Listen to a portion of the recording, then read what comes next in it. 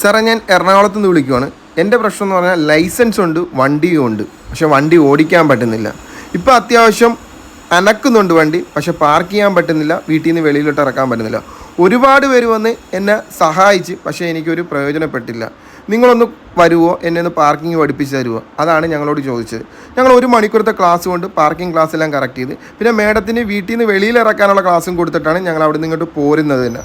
മാഡത്തിന്റെ പേരെന്തുവാണ്? എവിടെന്നാ വരുന്നത്? നോർത്ത് പറവൂരാണ് എൻ്റെ വീട്. ഇവിടെ വണ്ടി കിടക്കാൻ തുടങ്ങിയിട്ട് ഇപ്പൊ എത്ര നാളായി? 3-4 വർഷമായി വണ്ടി കിടക്കാൻ. മാഡം ഇപ്പം ലൈസൻസ് ഒക്കെ എടുത്തിട്ട് എത്ര കൊല്ലമായി? ലൈസൻസ് എടുത്തിട്ട് 12 കൊല്ലത്തോളായി. ഇപ്പം വണ്ടി ഇപ്പം ഇങ്ങനെ കിടന്നിട്ട് എടുക്കാറുണ്ടായിരുന്നു ഇവിടെ നിന്ന്? ഇല്ല, എടുക്കാൻ പറ്റാറില്ല, എടുക്കാൻ പേടിയായിരുന്നു. ഇപ്പൊ ഞങ്ങളിപ്പോ ഇവിടെ വന്നിട്ട് മാഡത്തിന് എന്ത് ഗുണമാണ് ഉണ്ടായത്?